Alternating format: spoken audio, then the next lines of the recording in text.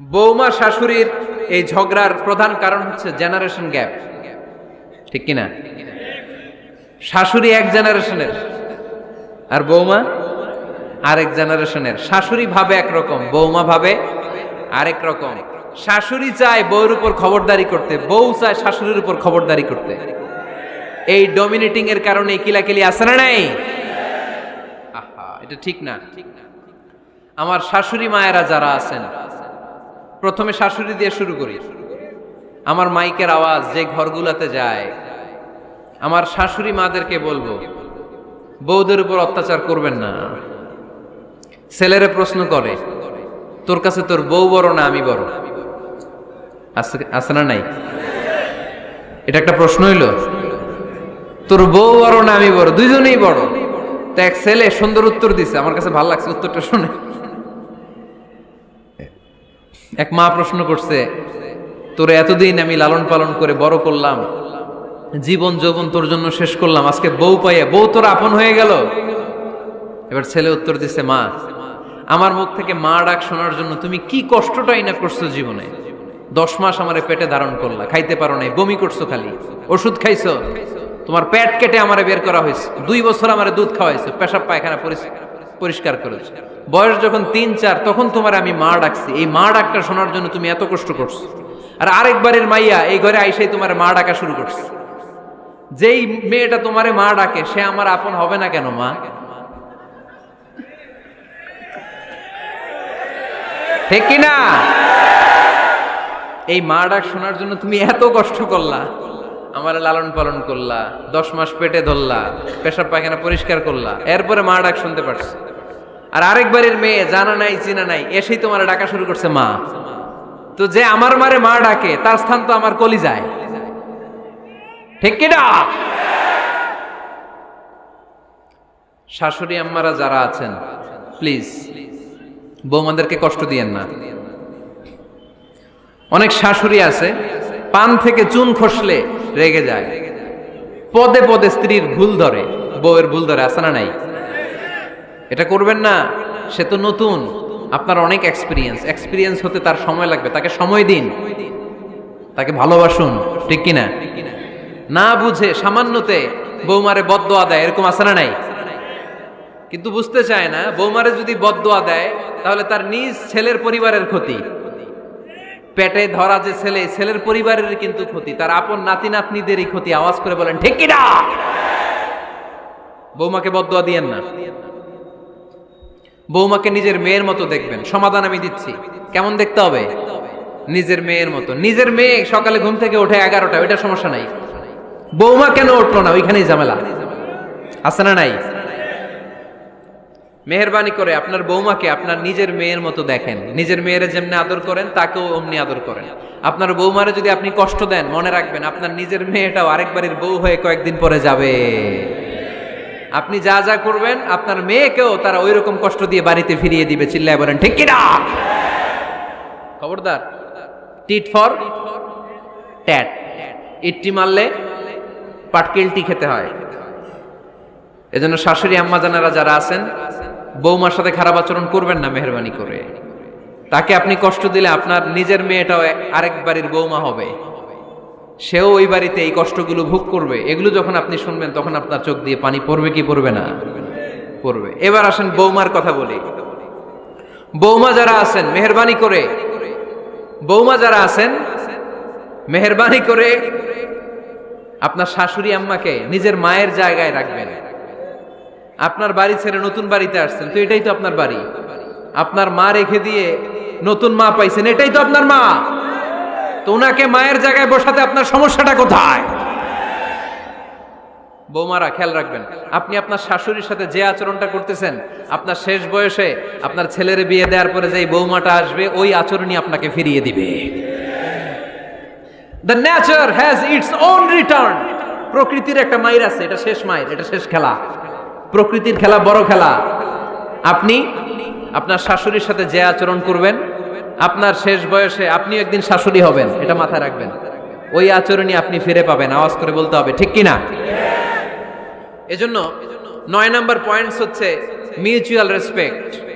সবাই যেন সবাইকে ভালোবাসি। দোষ ছাড়া মানুষ নাই, সবার দোষ আছে, আমরা যেন একে অন্যের দোষ না খুঁজি। বৌমারা, আপনাদের কেন যদি আমার মাইকের আওয়াজ যায়, অল্প কিছু টেকনিক অবলম্বন করলে আপনি আপনার শাশুড়ির মন জয় করতে পারবেন। শাশুড়িরা আসলে বেশি কিছু চায় না, আগের জামানার মানুষ তো, এদেরকে ওইভাবে হাত করতে হবে। মাঝে মাঝে একটু শাশুড়ির মাথায় তেল দিয়ে দেন, চুলে তেল দিয়ে দিবেন আর কি, মাঝে মাঝে চুল আশ্রয় দিবেন, এগুলো কিন্তু খুব পছন্দ করে শাশুড়িরা। ওনার প্রেশারটা একটু মেপে দিবেন, ডায়াবেটিক্সের ওষুধটা খাইলো কিনা সময় মতো খোঁজ নেবেন, কি পছন্দ করে খেতে একটু রান্না করে দিবেন। যেই বক্তার ওয়াজ শুনতে পছন্দ করে ওই বক্তার ওয়াজগুলো ডাউনলোড করে শাশুড়ি আম্মাকে দিবেন, ইসলামী বই দিবেন। দেখবেন বয়স্ক নারীরা মাহফিল যেতে খুব পছন্দ করে, ওয়াজ শুনতে খুব পছন্দ করে, নবীদের কাহিনীগুলো শুনতে পছন্দ করে। বসায় বসায় একটু কাহিনীগুলো শোনাবেন। বাইরে বেরোলে জিজ্ঞেস করেন, আম্মা আপনার কিছু লাগবে কিনা। আর একটা টিপস আছে, চুল যখন আশ্রাবেন আর শাশুড়ির মাথায় যখন তেল দিয়ে দিবেন, তখন অতীতের কথা জিজ্ঞেস করেন, দেখবেন অতীতের স্মৃতিতে হারিয়ে গিয়েছে আপনার শাশুড়ি। কি জিজ্ঞেস করবেন জানেন? জিজ্ঞেস করবেন, আম্মা জান, মুক্তিযুদ্ধের সময় আপনার বয়স কত ছিল?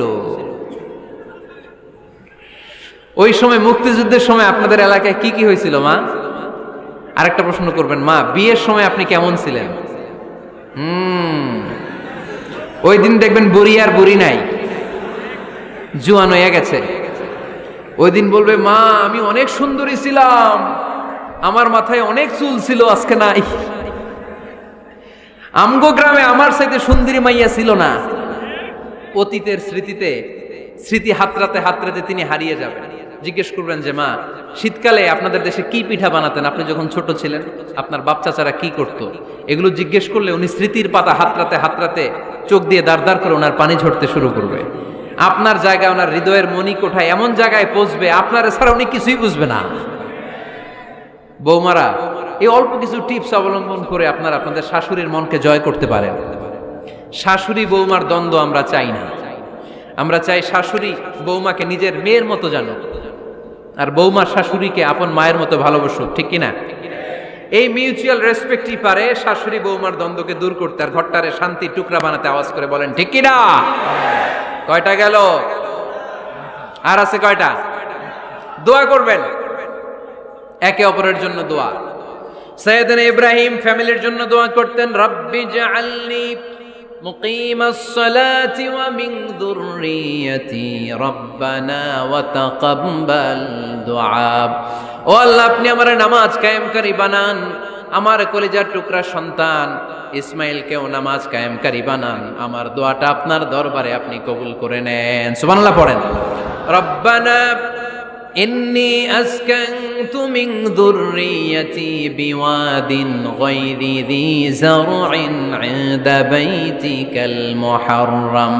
ও আল্লাহ, আমার সন্তান সন্ততি, আমার ফ্যামিলিকে ধুধু মরুপ্রান্তর এই উপত্যকার মধ্যে তোমার কাবা ঘরের সামনে রেখে গেলাম, তাদেরকে তুমি নামাজ কায়েমকারী বানিয়ে দিও। গোটা বিশ্বের সব মানুষের অন্তর আমার ফ্যামিলির দিকে আল্লাহ তুমি ঝুঁকিয়ে দিও। ওয়ারযুকহুম মিনাস সামারাত, ফলমূল দিয়ে আল্লাহ তুমি তাদেরকে রিজিকের ব্যবস্থা করে দিও। তার মানে সব নবীরা তাদের পরিবারের সদস্যদের জন্য দোয়া করতেন কি করতেন না? আবার কোরআন আমাদেরকে শিখালো, রব্বানা হাব লানা মিন আজওয়াজিনা ওয়া মিন যুররিয়াতিনা কুররাতা আ'য়ুন ওয়াজআলনা লিল মুত্তাকিনা ইমামা। ও আল্লাহ, এমন নেককার সন্তান, এমন নেককার স্ত্রী আপনি আমাকে দান করেন যাদের দিকে তাকালে আমার চোখ দুইটা ঠান্ডা হয়ে যায়। চক্ষু শীতলকারী স্ত্রী দেন। বিয়ে যাদের হয় নাই, ইয়াং ছেলেরা এই দোয়াটা করবা। বিয়ের জন্য দোয়ার দরকার আছে না নাই? প্রতিদিন এই দোয়া করবা, আল্লাহ এমন স্ত্রী দেন, এমন জীবন সঙ্গিনী আপনি আমাকে দেন, এমন লাইফ পার্টনার দেন যার দিকে তাকালে আমার চোখ জুড়িয়ে যায়। এমন সন্তান আল্লাহ আপনি আমার ফ্যামিলিতে দেন যাদের দিকে তাকালে আমার চোখ দুইটা ঠান্ডা হয়ে যায়। নেককার সন্তান, নেককার স্ত্রী আল্লাহর কাছে দোয়া করে চেয়ে নিতে হয়। তাহলে ফ্যামিলি মেম্বার একে অপরের জন্য দোয়ার দরকার আছে না নাই? বাবা দোয়া করবে ছেলের জন্য, ছেলে করবে বাবার জন্য, মা দোয়া করবে মেয়ের জন্য, মেয়ে করবে মায়ের জন্য, ভাই করবে বোনের জন্য, বোন করবে ভাইয়ের জন্য। দোয়ার দরকার আছে না নাই? দোয়া করবেন সবাই সবার জন্য। এই যে কোরআনের বঙ্গানুবাদ পাওয়া যায় না এখন, কথা বলেন। স্মার্টফোন আছে কার কার দেখি? হ্যাঁ, কারা কারা স্মার্ট দেখি? হাজার হাজার স্মার্ট, মাশাআল্লাহ। এই স্মার্টফোনের ভেতরে আল কোরআন নামে বাংলায় কোরআনের একটা অ্যাপস পাওয়া যায়। কথা বলেন, পাওয়া যায় কি যায় না? আজকে থেকে এই অ্যাপসটা ডাউনলোড করে প্রতিদিন 1 আয়াত 2 আয়াত 3 আয়াত করে পড়া শুরু করে দেন। বাঁচতে হলে পড়তে হবে, বাঁচতে হলে জানতে হবে, ঠিক কি না? এই স্লোগান আমাদেরকে শিখায়। এই স্লোগান তো আল্লাহ, এই স্লোগান দিয়েই তো আল্লাহ কোরআন শুরু করছে, ইকরা বিসমি রাব্বিকাল্লাযী খালাক। বাঁচতে হলে জানতে হবে, বাঁচতে হলে পড়তে হবে, পড়ার কোনো বিকল্প নাই। আওয়াজ করে বলেন ঠিক কি না? সুজানগরের রায়েরা, মোবাইলের অ্যাপসের ভিতরে আমরা কোরআন রাখতে রাজি আছি তো সবাই? হাদিসের অ্যাপস ডাউনলোড করতে রাজি আছি তো? বাস রাজি আছি, ডাউনলোড করে রাইখা দেবো, আর কেউ পড়বো না নাকি? হ্যাঁ, প্রতিদিন একটা আয়াত হলেও যেন আমরা পড়ি। আল্লাহ যা বলা দরকার সব বলে দিয়ে গেছে, নতুন করে আর কিছু বলবে না। আমরা যেন পড়াশোনা করি, আমরা যেন একটা পাঠাগার বানাই। আবারও কখনো আসার সুযোগ হইলে আমি জিজ্ঞেস করবো, যদি আমার মনে থাকে যে আপনাদের পাঠাগার আছে কার কার ঘরে, সেদিন সবার হাত তুলতে হবে। এমনি পারা যাবে তো? আল্লাহ তুমি তৌফিক দাও।